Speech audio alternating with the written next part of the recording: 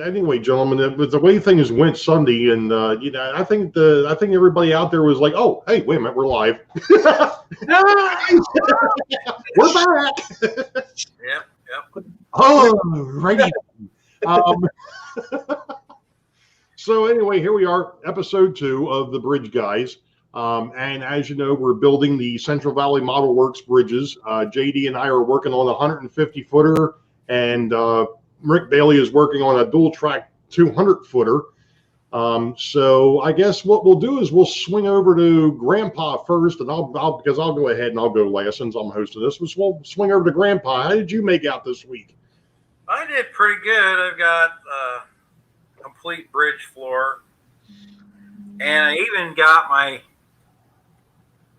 bracing way better than the first one. I'll tell you that. Awesome! That looks really good. I took my time when I was doing the braces. Mm-hmm. I sat it down on the template, and I just put a tap of glue on the center, and just let it set there. Yeah, all good, and then I moved on to the next one. Like, okay, this might take a while, but all right, I'll build it the way they said to do it, because I tried that on the first bridge, and I ended up putting them on singular, just doing a zigzag pattern and then coming back with the other pieces on the other bridge. But yeah, this turned out really great. I'm not putting rail down on mine. Yeah, okay. The nubs are still here because I'm using code 100, and the other one I used the code 83 on it, but I think I'm going to do the code 100 on here so I have a nice smooth transition, because Ray informed me the other night that I could have put a rail joiner on there, crushed the end, and then set that other rail on top of it. I never thought about doing that, but if you guys run across that problem, there's your solution to the problem. I was already soldered in place out there on the layout, so I couldn't do anything there. But where this bridge is going to go, I may have to, have it shorter on one end than I am the other. So I'm going to have to play with that before I actually put track down on it or put the rail in here. Mm-hmm. So, but that's going to be over by my power plant on the layout. So I'm going to be shifting some stuff on my incline a little bit so I can fit this bridge in there, because all I have right there now is that Santa Fe bridge, that 9-inch Atlas bridge, that they have. Yep.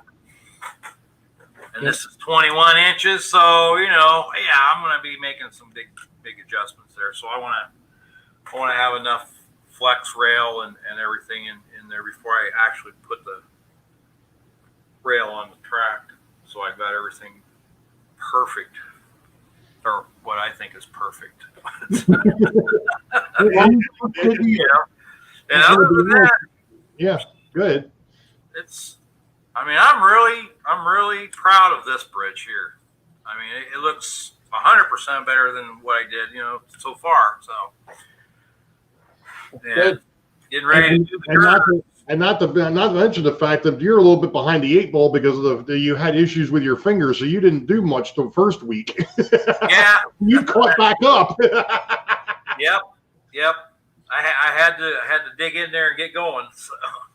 There you go. It's looking good. Looking really good. It looks really good. All right, Rick. So what you got, buddy? All right.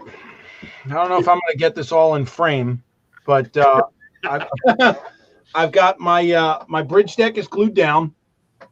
I did realize that even when I was looking at my bottom floor assembly last week, I didn't quite realize, but I had a bend on one end where the corner was coming out, and you couldn't see it by eye. But when I put my decking on top, I could see that the decking wasn't sitting right. So JD, I wanted to say thanks when we had first started out on this venture, and I had asked you guys, I said, well, what tools am I going to need? Because I don't know what I'm doing here. I don't know what I need to actually build things. The one thing that you said was get yourself a set of clamps. Well, that's exactly what I did. I started gluing this, and I put the clamps at each girder, and damn sure if that's not straight now. Oh yeah, that's awesome. So I did wind up sitting here painstakingly spiking down all of those spikes on all 8 rails. Let me tell you, in the video, I did you on that one. Oh man, dude, that had to be like the worst part. I mean, it's not so much the process was easy. It wasn't even like, it's not that hard. So for those, if you haven't seen this bridge or seen the videos about this bridge, when you buy this thing, it doesn't have rails on it. As you saw Grandpa's doesn't have rails on it. It has these little tiny plastic nubs that are just sitting there. And the instructions that they tell you to do is put your rail down in between those little plastic nubs. And they actually suggest using a nail set that you would use for, like, carpentry work,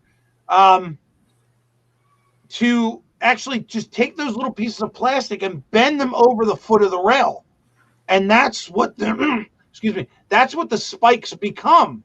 So to do that on 8 rails, it wasn't a bad process. The only problem that I found that I had was sitting there over and over and over doing this, and this. The way that your hand sits, it's just a pain having to keep crossing the rail.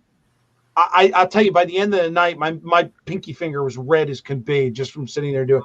I think I wound up doing 2 rails and then cut it for the night, and it took me probably at least 2, maybe 2.5 nights to get all 8 of these done.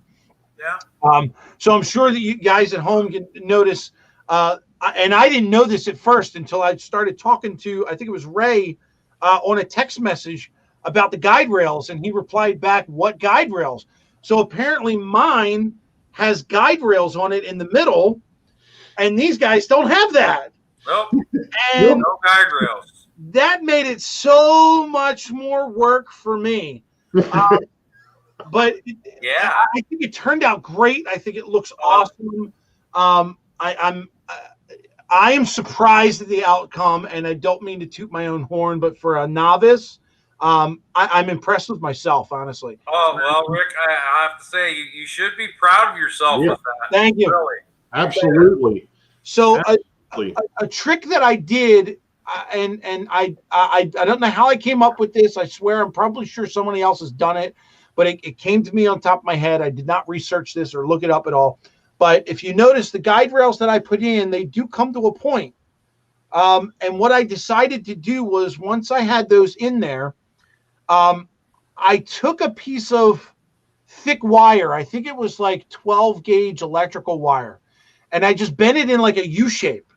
And what I did is I stuck it around those rails and just kind of slid it down there until they touched. And then once they touched, I took a rail joiner and I smashed it on my workbench, made it absolutely flat. And then I took that and I soldered that on the end of it, so that it kept those rails together. And that's how I made the point.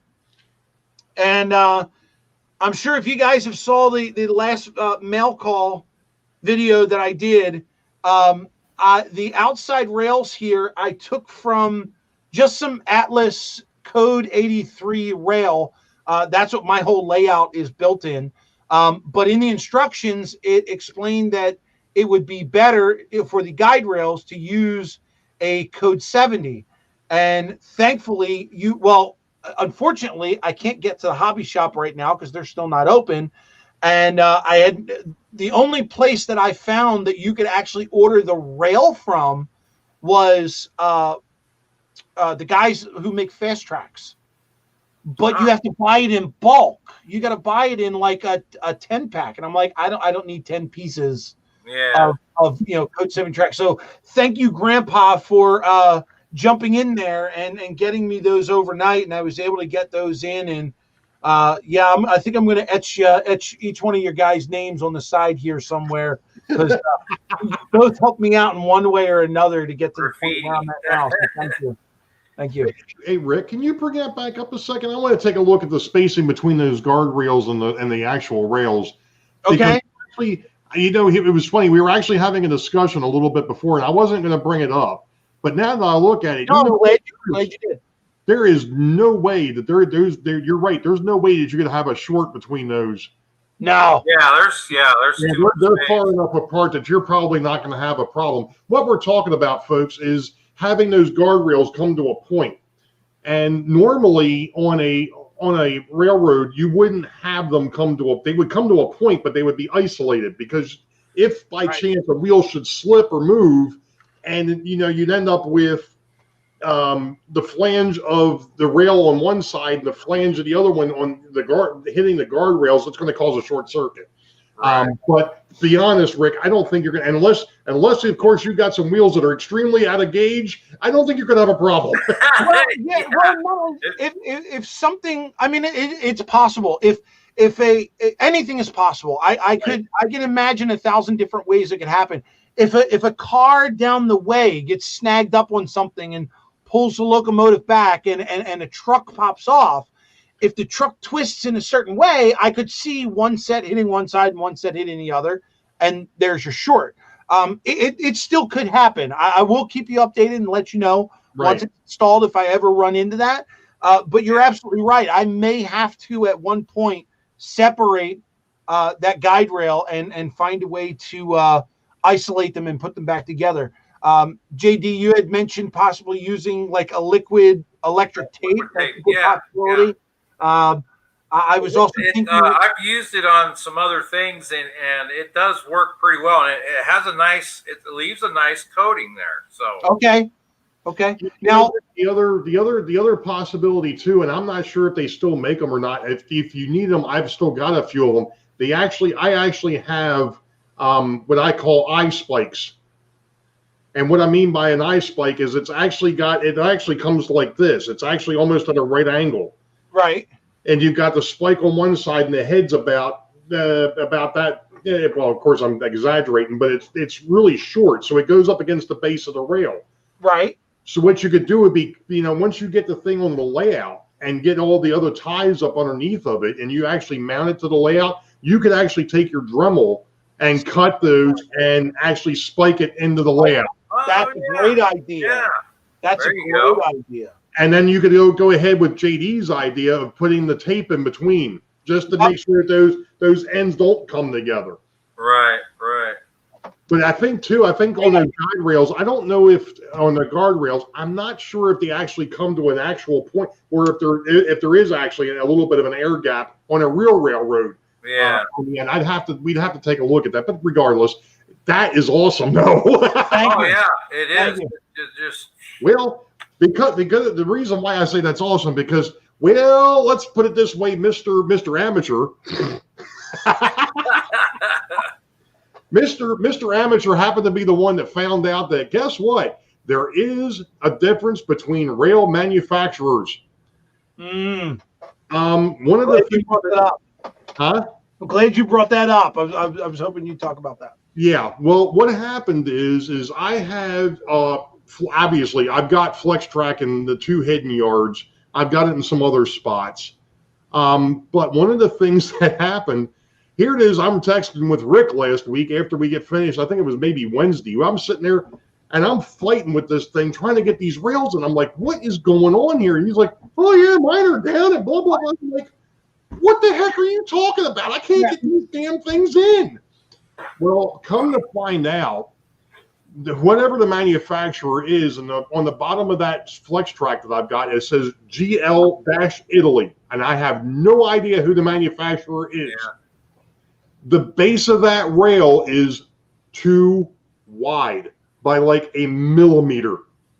I mean, it is literally just a bit too. There was no way to snap that base in between the little nubs that Rick was talking about that you have to bend over to hold the rail in place. Yeah. Well, in walks, here comes the cavalry, Mr. JD, to the rescue once again. Sent me some Pico rail, which fits in there perfectly. Now, one of the things I can tell you is I had some Atlas snap track because I was like, well, if I can't find anything else, I'm just going to have to wing it.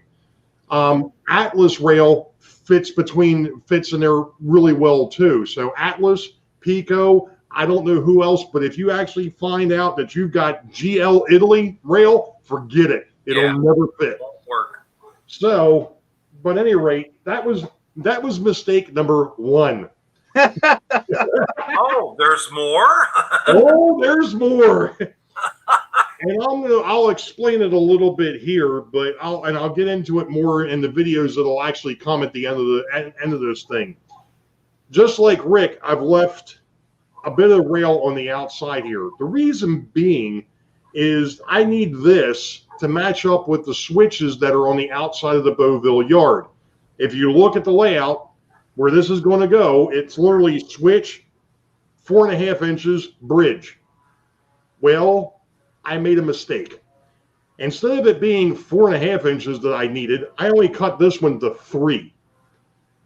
But not to worry, because guess what? On the other end, I've got plenty of rail, and I've still got the ties, so I can slide them back over this thing and have it meet up. So I'm not going to bother.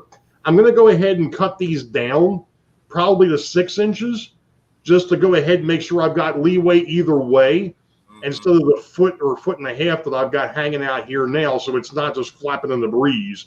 Right. And then that way I'll just flip the bridge around to where this will be up against the Beauville side, and this here will be up against the opposite side. But one of the other things, and of course we mentioned it last week, is the fact that because I have a little bit of issues with the cross bracing underneath, I haven't actually glued this down yet, which was another thing. I didn't use, well, I did, but I didn't. The little thingamajiggies that hold the little spikes that they put on here to hold the rail in place. The Pico rail just dropped right in. Yeah. And because of the fact that I had tried with that other rail, and some of these bridge ties got a little goofed up, I decided I was going to take a completely different route, and I glued the rails to the bridge ties. And as you can see, they ain't going anywhere. I mean, it's stiff. It's not gonna bend. It's not gonna flex. And once it's glued to the bridge deck itself, it's not gonna go anywhere. Right. So you didn't do the spiking. You just did glue. No, I did do the spiking as well, but okay. I did the glue to start off with. Okay. Yeah, I did that on my first bridge. I spiked and then I glued because I just wanted that little extra sense of security, you know? Yeah, absolutely. Yeah, that's the big thing, is the fact that where this is going to be sitting, and you know, well, you've seen the locomotives that I run across it. You know, I wanted that security that this thing isn't going to get out of gauge once it's in place, because if it gets out of gauge, it's going to be a sucker to get it fixed. Yeah. Anywho. So that's why I'm sticking to it. To put their bridge on their layout. What's that? Who's been tempted to put their bridge on the layout? I have. I still wanted to. Unfortunately, the space that I have right now where it needs to go is too wide, so I need to build up some of the area and put a button in to sit it on. But I still want to get this thing in place. I've got the opposite problem of Rick. I went ahead and I test fitted it, and the space of that's actually too short. Well, I've also been tempted to just hook up a set of feeders to it and just run a train across it, but I've kept them doing that. I did that on the first one. Oh, okay. I did. I had it over here on my bench. And I was like, I got to see if this works. Boom. Plugged it up. All right. There it goes. Yes. So, and then I went down to the layout, you know, like, all right, let's see. The only thing that I think I would have a problem with on mine is because there's, I mean, the only thing on the bottom that's really, giving this thing any stability is these little tiny plastic pieces. So I'm thinking if I put a locomotive on one side, it's just going to flop. And I don't know what's going to happen. So, yeah, I think I'll hold off until it's actually in place, and then I'll run something across it then. Yeah, you'll have to run two of them across. Yeah. No, what he's got to do is just run one from one end to the other, run it back, and then put it on the other rail and run it over and then run it back. Yeah, that's it. Always two trains on at the same time. Hey, Ray, you had mentioned, I'm not sure I think you mentioned it in the episode before that we recorded, that you had some trouble with those little wing pieces there on the bottom. They weren't matching up. Yeah. So I was looking at the instructions, and even though you have the single track bridge, I think yours works the same as mine. When we actually put the bridge, and correct me if I'm wrong, Grandpa, but when we put the top of the girders on, do the girders sit on the top pieces here, or are they sitting on the X's themselves? Okay, the girders, let's see. These little outriggers right here. Yeah. All right.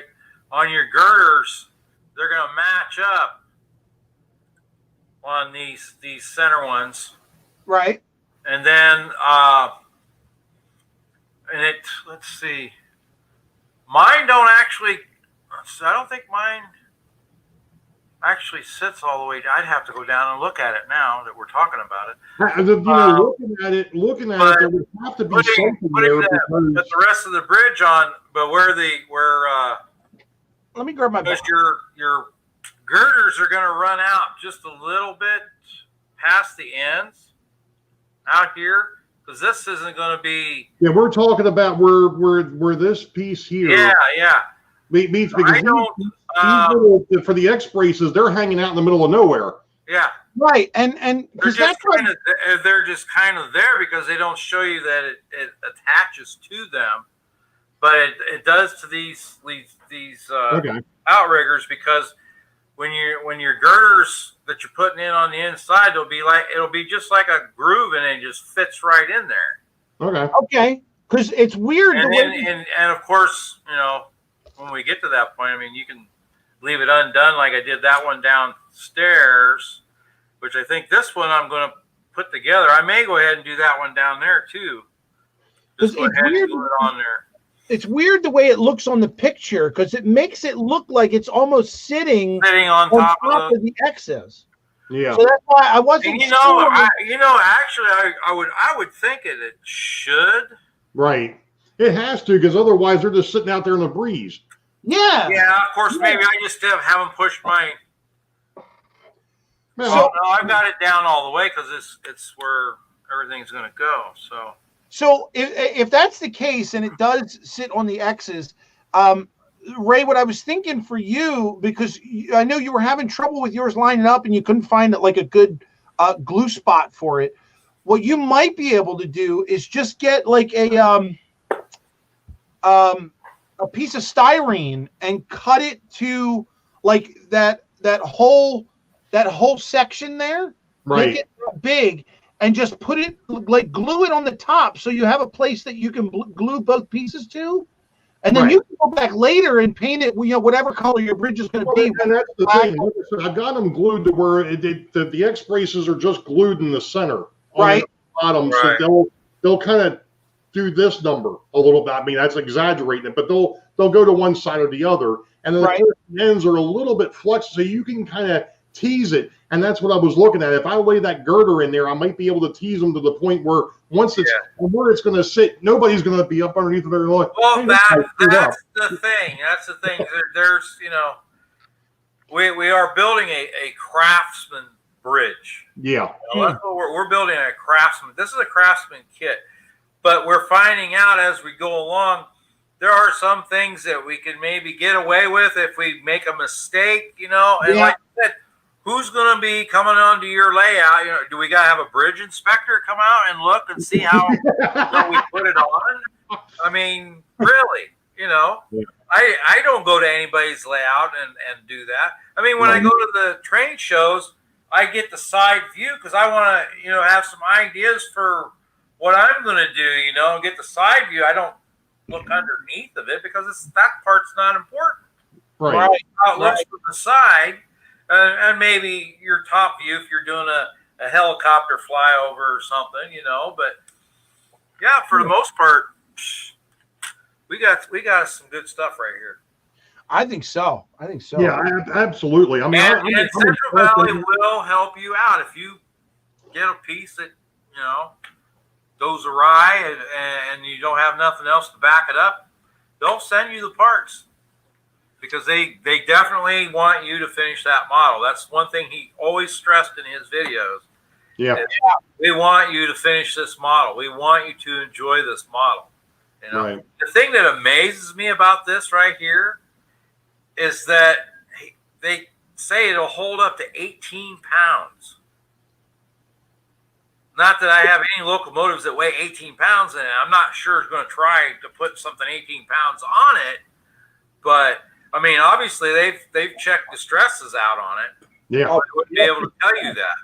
Well, I can tell you from what I've built so far. I mean, just the deck. I mean, it's a stout piece. There's no question. I can see, especially with the metal bars on the inside, it's not going to move. Well, it's like we were talking about a little bit ago. Tony Custer with his nickel plate road, he had a lift out section that was 4 foot long. And he found a buddy of his came up with an idea of using 3/4 inch aluminum U-channel from one of the big box stores.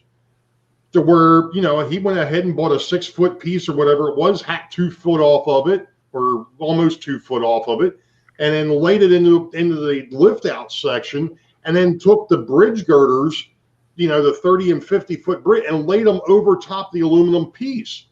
And the aluminum piece, he said, what's nice about this is I don't have to be exact with the towers and the bents that hold up the bridge because they're not holding up the bridge. The piece is holding up the bridge. So it's the same type of deal with this here. Yeah, you can. I mean, here's your bridge is what, 29 inches, Rick? Yep. And ours are 21. And there's no way in the heck you run anything HO scale over this thing that it's going to sag in the middle with those metal pieces in the middle.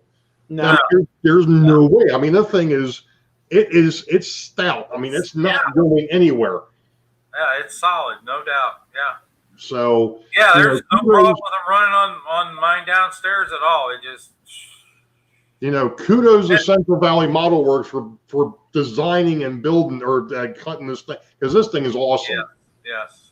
Yeah, absolutely. I agree. So, all right, gents. Well, this I think is going to cover episode 2. So episode 3 will be over on Grandpa Rails' channel. Yep. That way. I'm learning. Down here doing Hey.